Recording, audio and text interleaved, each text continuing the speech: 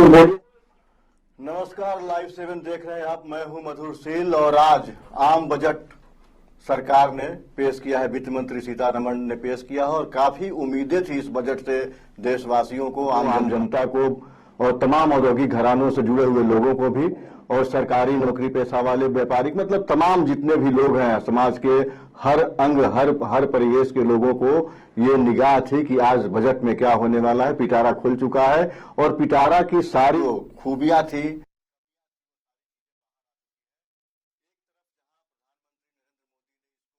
एक जनपक्षीय बजट करार दिया है और लोगों के लिए मतलब सुकून देने वाला बजट बताया है, राहत देने वाला बजट बताया है। वहीं विपक्ष ने इसे 9 राज्यों में होने वाले चुनाव से जोड़ करके देखते हुए चुनावी बजट बताया है। हमारे साथ इस आम बजट पर चर्चा के लिए मौजूद है हमारे 2 सहयोगी।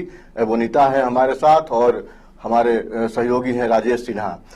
सबसे पहले मैं राजेश सिन्हा की तरफ चलूंगा कि जो आज का बजट है वो आम जनता के लिए, या जैसा कि विपक्ष का आरोप है कि चुनावी बजट है, या नरेंद्र मोदी का, प्रधानमंत्री का जो दावा है वो दावा उनका सच के कितना करीब है, आपको क्या लगता है? आपने शुरुआती दौर से देखा है और जो जनता की उम्मीदें थी, जो हमारे पास जितने भी जनता के कमेंट्स आए हैं, जो प्रतिक्रियाएं आई हैं, उसके आधार पर जनता क्या चाहती थी, तब लगातार 3 दिनों से हम लोग दिखा रहे थे उनकी रिएक्शंस, आम लोगों की रिएक्शन दिखा रहे थे। कई राज्यों की जनता थी और सबकी आवाज केवल एक ही उस पे आकर के टिकती थी।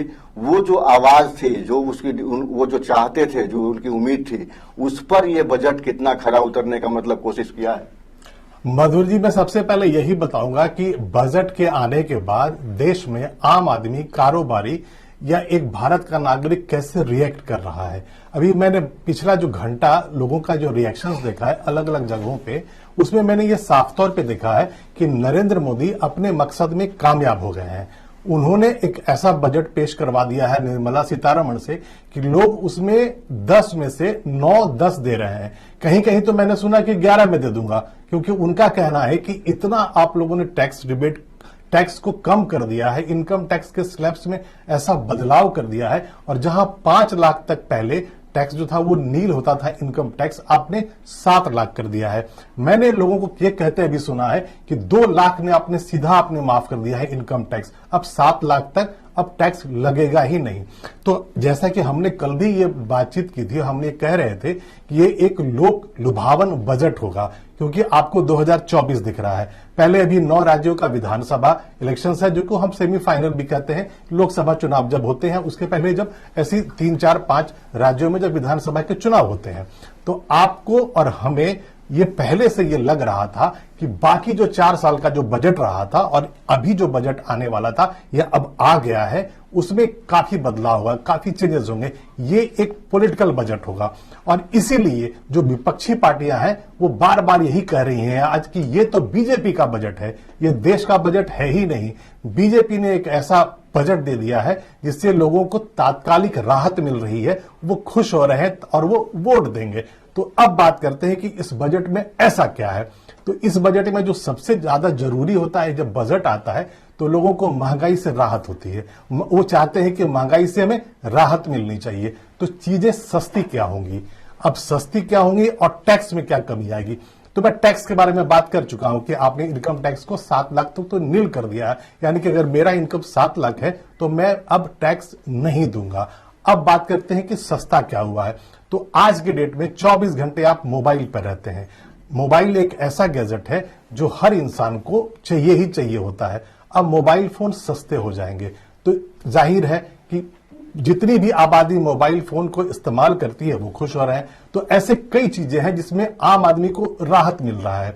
अब मैं बात करूंगा कि नरेंद्र मोदी ने अभी देश को संबोधित किया है। ऐसा होता नहीं है कि जब बजट आता है उसके बाद देश का प्रधानमंत्री आए और जनता को बताए कि हमने आपको बजट में क्या दिया है, लेकिन पहले से ये प्लानिंग रही होगी कि हम जनता के लिए बजट लेकर आ रहे हैं, हम जनता को खुश करने वाले हैं। तो जाहिर है हम देश के प्रधानमंत्री, हम क्रेडिट भी लेना चाहेंगे। और उसके बाद अभी प्रधानमंत्री ने देश को संबोधित किया, अपना रिएक्शन दिया है और उन्हें जो बातें कही है उसमें जो सबसे खास है वो ये कह रहे हैं कि मैं उनका वर्ड यूज कर रहा हूं, वंचितों। देश में जो वंचित है, यानी कि जो गरीब है, जिनके पास संसाधन नहीं है, वो रिसोर्सफुल नहीं है, वो पैसे वाले नहीं है, उनकी उम्मीदों का बजट होगा, उनका सपना पूरा होगा। वो ये कह रहे हैं प्रधानमंत्री, अभी वो कह गए हैं कि देश के हर वर्ग का सपना पूरा होगा और एक नया आयाम जुड़ेगा देश के विकास में। तो इसका मतलब एकदम साफ है मधुर जी कि ये 2024 के इलेक्शन का बजट है। सीधे तौर पे 2024 का बजट है, आपने ठीक कहा है। लेकिन जो अवसर मुहैया कराए गए हैं, जैसे रोजगार के लिए अवसर, उन्होंने दावा किया 75,000 रेलवे में नौकरियां हो जाएंगी, एकलव्य विद्यालय में नौकरियां दी जाएंगी।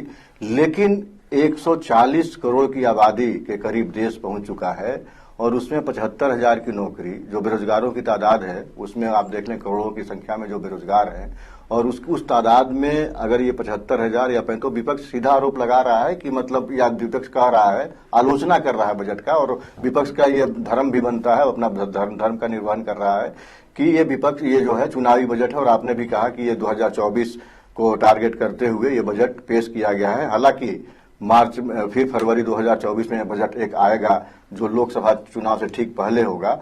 तो ये बजट केवल और केवल ये कह सकते हैं कि जो आगामी विधानसभा चुनाव है 9 राज्यों में, और कई राज्य उसमें हैं, 5 से 6 राज्य ऐसे हैं जो कि बीजेपी के लिए एक चैलेंज है, चुनौती है। अब अनीता, महिलाओं के लिए क्या है? क्योंकि इस बजट में आप रोकूंगा अभी कि एक तरफ जहां इनकम टैक्स स्लैब को 5 लाख से 7 लाख किया गया, लेकिन दूसरी तरफ से अगर आप देखेंगे तो पहले जहां 7 लाख पर 5% आयकर देने की बात होती थी, अब वो स्लैब घट गया है। अब आप जब 7 लाख से ऊपर ही 3 लाख जाएंगे तो वो 5% आपको देना होगा।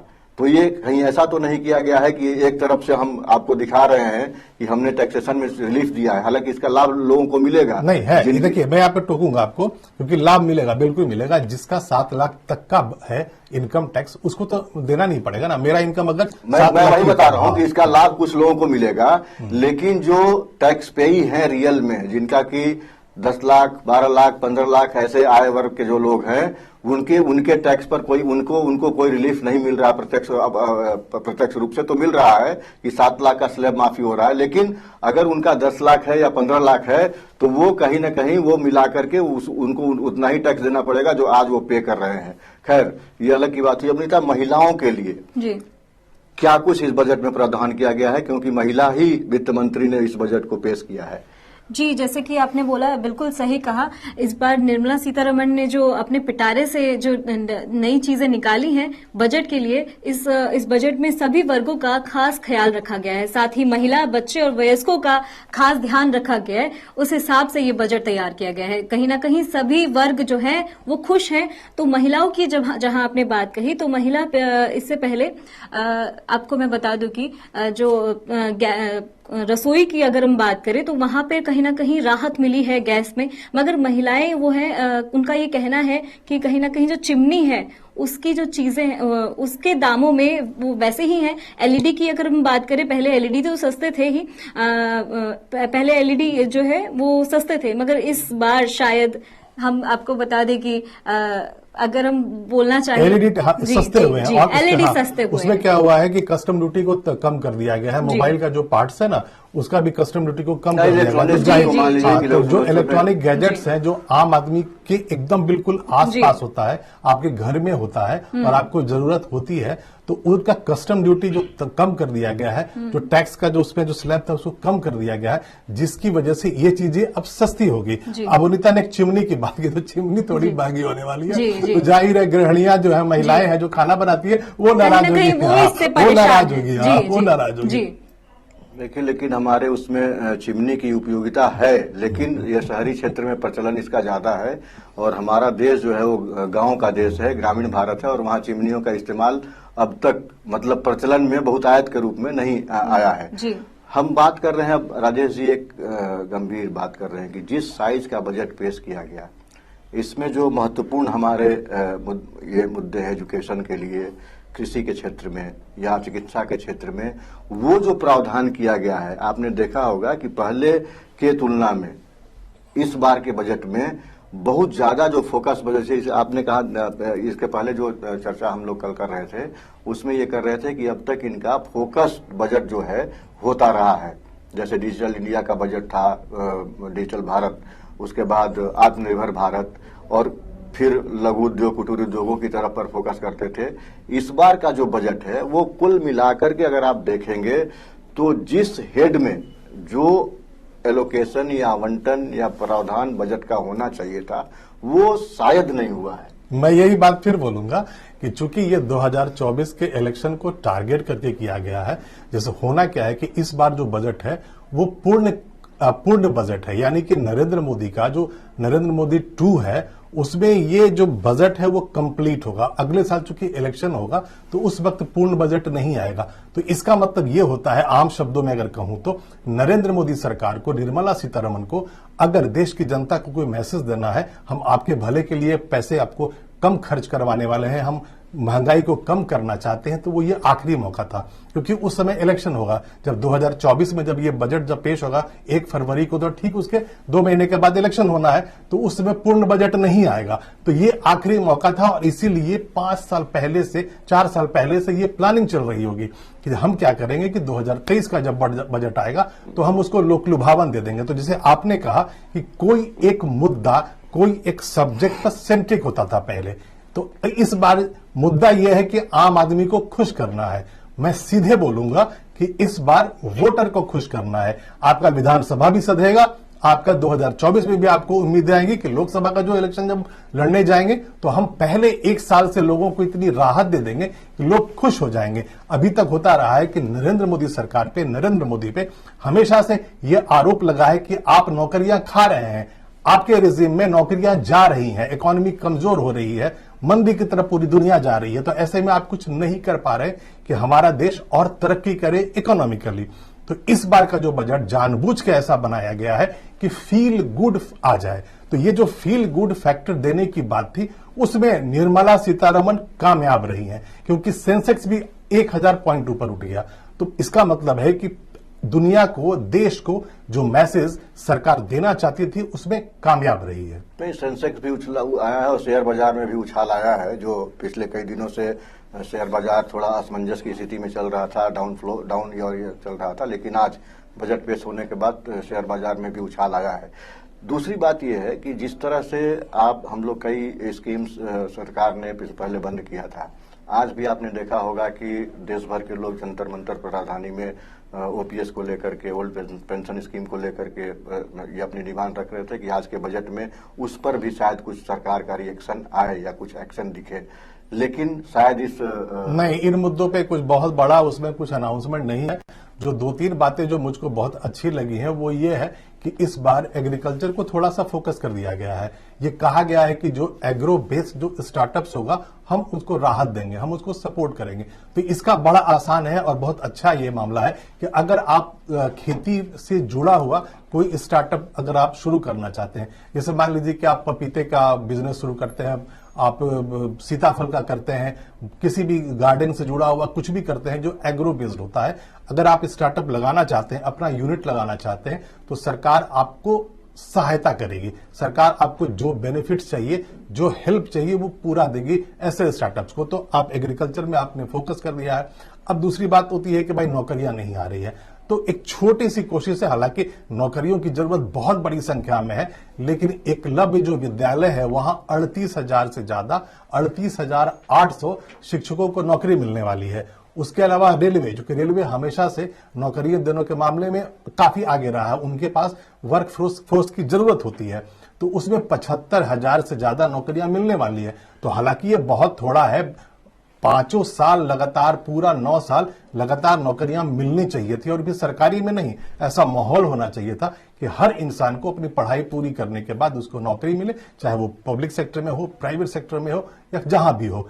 तो ऐसा पहले नहीं दिखा गया था, बेरोजगारी बढ़ी थी। तो एक छोटी सी कोशिश है। अब सवाल यह उठता है कि भारत का आम नागरिक, आम जनता क्या इस छोटी सी कोशिश से खुश हो पाती है, ये देखना बाकी होगा, क्योंकि 75,000 नौकरी कह देना और 38,000 नौकरी और कह देना ये बहुत बड़ा नहीं है। यहां तो करोड़ों नौकरी चाहिए, आपको 1 साल में ही करोड़ नौकरी देने की बात होनी चाहिए, तो वो नहीं है। तो हाँ, आप ये कह सकते हैं कि कोशिश की गई है कि हर वर्ग को खुश कर दिया जाए। अब खुश होते हैं, ये बाद में वोट में परिवर्तित होता है, ये आने वाला वक्त बताएगा।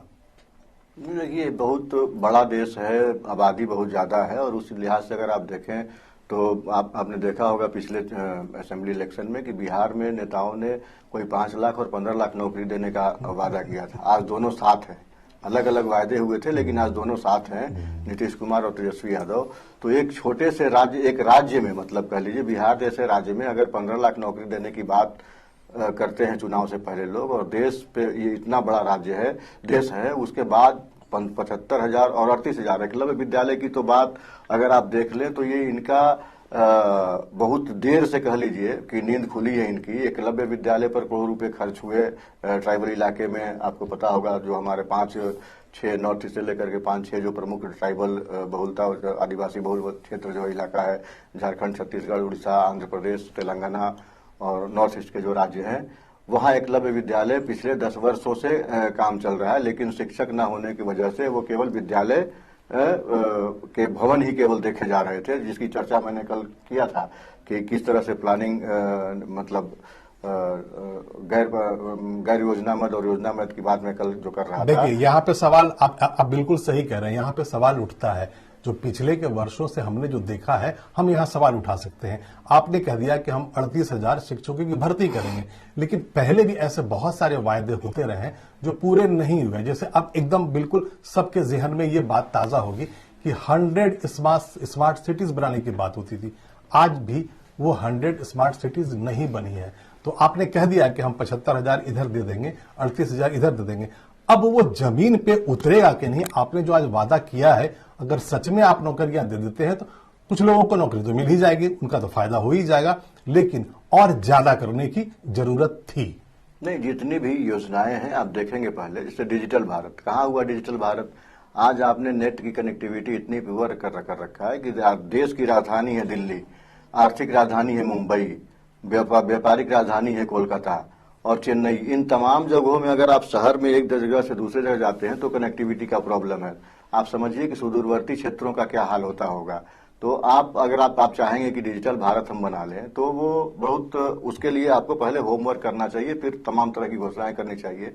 जो शहर स्मार्ट सिटी के नाम पर आपने 100 शहरों का नाम लिया, बिहार, झारखंड, उत्तर प्रदेश और कई राज्यों के शहर उसमें शामिल थे, आप एक भी सिटी का नाम बता दीजिए वो स्मार्ट हो गया। इसीलिए सवाल उठ रहा है कि आपने जो वायदे किए हैं पूरे करेंगे कि नहीं? आपका मॉनिटरिंग सिस्टम, अगर आपने घोषणा कर दिया, उसमें फंड भी आपने लोकेट कर दिया, लेकिन अगर वो काम धरातल पर नहीं दिख रहा है तो जनता आपके इस चुनावी बजट को, या लोक लुभावन बजट जिसको आप कह रहे हैं कि सबके लिए फायदेमंद है, सबके लिए लाभकारी है, उसका भी मकसद या मतलब क्या निकालेगी जनता, वो जनता तय करेगी। अब अनीता, मैं आपके पास आना चाहूंगा, जिस तरह से पहले की जो भी घोषणाएं रही हैं या बजट में जो प्रावधान किए जाते रहे हैं, वो उसका जो जमीनी हकीकत है या जमीनी सच्चाई से वो अभी तक वो नहीं करे। हालांकि कुछ योजनाएं चलती हैं, धरातल पर दिखती हैं, लेकिन अधिकांश योजनाएं ऐसी हैं जिसको लोग सीधे तौर पर, विपक्ष ही नहीं, आम लोग भी उसको फेल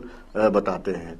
क्या समझा जाए? आज जो बजट पेश किया गया है और जो प्रावधान लाए गए हैं, जिस तरह की घोषणाएं हुई हैं उसके तहत लोकसभा के अंदर, तो क्या समझा जाए कि ये केवल और केवल चुनावी घोषणा मात्र रह जाएगा, या पहले जो घोषणाएं हुई हैं योजनाओं की, जो उनका जमीनी हकीकत है, उसी में फिर से एक फहरिस्त और शामिल हो जाएगा? जी, तो मैं आपको बता दूं कि जैसे कि उन्होंने पिछली बारी निर्मला सीतारमण जो है, उन्होंने जो अपना बजट पेश किया था उस समय के उस अवधि के दौरान, मतलब अभी का जो इस साल का उन्होंने भाषण दिया वो कुछ थोड़ा कम है उस हिसाब से। मगर मैं आपको बता दूं कि जैसे कि इन्होंने बोला कि 9 राज्य के चुनाव होने वाले हैं 2024 में, तो उसको देखते हुए ये बजट जो है बनाया गया है, जिससे कि लोक लुभावन, आपने बिल्कुल सही कहा था राजेश जी, तो वो सारी चीजें को ध्यान में रखते हुए कि चुनाव है 9 राज्यों में, तो लोगों को किस तरह से वयस्क जो है, उसमें साथ ही महिलाएं जो है और बच्चों का भी ध्यान रखा गया है खास तौर पर। तो कहीं ना कहीं हम इसको सीधे तौर पर ये कह सकते हैं कि ये चुनावी तैयारियां जो है वो अभी से इस बजट को देखते हुए, वो पेश करते हुए वो बीजेपी कर रही है। कहीं ना कहीं आपको बता दूं कि प्रधानमंत्री जो नरेंद्र मोदी है, उन्होंने सीधे तौर पर निर्मला सीतारमण की वित्त मंत्री की पीठ थपथपाई है बजट पेश करते हुए। और कहीं ना कहीं एक बहुत, मतलब फिर भी सालाना जिनकी 7 लाख जो सैलरी होती है उसके नीचे तक के तबकों को, मतलब उनसे नीचे जिनकी सैलरी है उसमें कटौती नहीं होगी, उसको टैक्स नहीं देना पड़ेगा। और 9 साल बाद दोबारा से टैक्स स्लैब में जो है बदलाव किए गए हैं। जी बिल्कुल।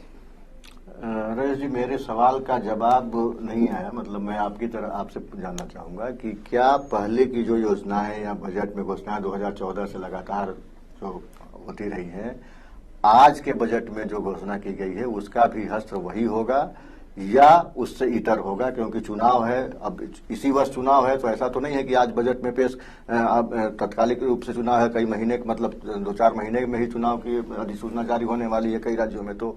तो ऐसी स्थिति में क्या आपको लगता है कि ये जो बजट में प्रावधान लाया गया है वो इसमें भी उन्हीं योजनाओं का हस्त्र होगा जो इससे पहले होता रहा है, या ये धरातल पर दिख सकता है? नहीं, देखिए, इस बार जो बजट जो प्रोविजंस बनाए गए हैं ना, वो बड़ी चतुराई से बनाए गए हैं। क्योंकि इलेक्शंस है 2023 में भी, 2024 में भी राज्यों में है, फिर उसके बाद लोकसभा का है।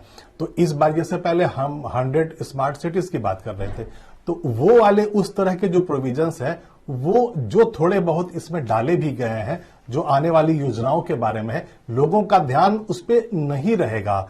आम जनता खुश हो जाती है कि टैक्स कम होने वाला है। मैं अब मोबाइल खरीदने जा रहा हूं, मुझको अगर 10,000 रुपया देना था तो अब 9,500 देना पड़ेगा। तो जनता तो इसी में खुश हो जाती है। और जो इनकम टैक्स का जो स्लैब होगा और जो टैक्स के जो रेट्स कमेंगे, तो वो तो जो 1 साल का जो टाइम है, 1.5 साल का, वो जनता तो इसी में फंसी रह जाएगी। और जो आप बड़े बड़े जो वायदे करते हैं कि हम इतना ये बना देंगे, हम वो कर देंगे, मेरे हिसाब से ये पूरा आने वाले साल में लोगों का ध्यान कब जाएगा।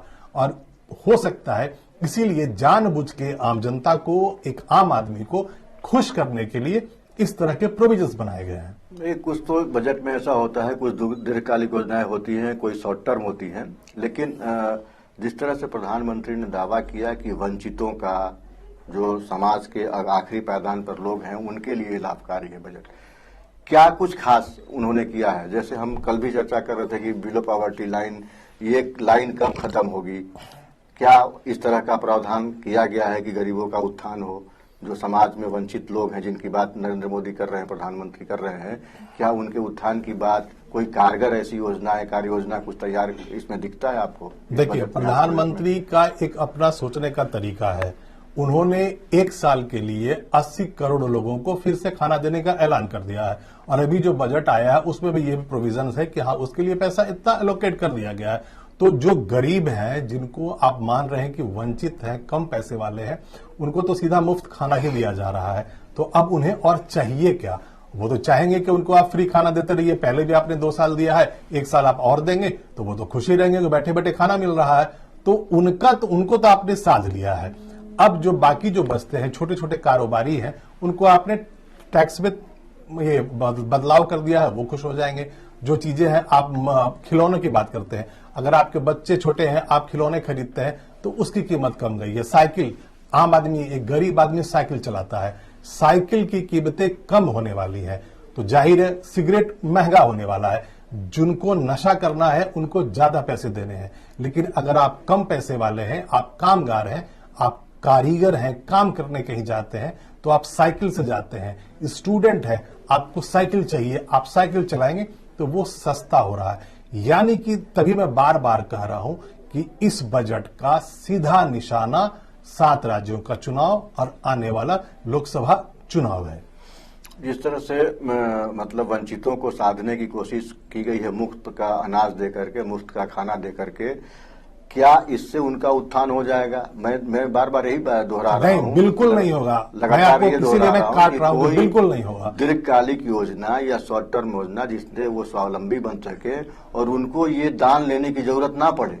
होना ये चाहिए कि जो पैसा आप खर्च कर रहे हैं उनको मुफ्त अनाज देने में, वो पैसा आप उनको लोन दीजिए। बहुत सारे ऐसी स्कीम है, मुद्रा स्कीम है, बहुत सारे ऐसी स्कीम है जिनको आप पैसे देते हैं। आप ठेला लगा, जैसे लोग मजाक उड़ाते हैं कि नरेंद्र मोदी ने एक बार कहा था कि जो पकौड़े बनाने वाला है वो भी तो रोजगार है। जी हाँ, वो रोजगार है। तो आप ऐसे ही जो 80 करोड़ लोगों को आप 1 साल जो खाना मुफ्त करने वाले हैं, उससे अच्छा है कि आप उनकी मदद करें, वो अपना रोजगार शुरू कर सके और अपने पैरों पर खड़ा हो सके।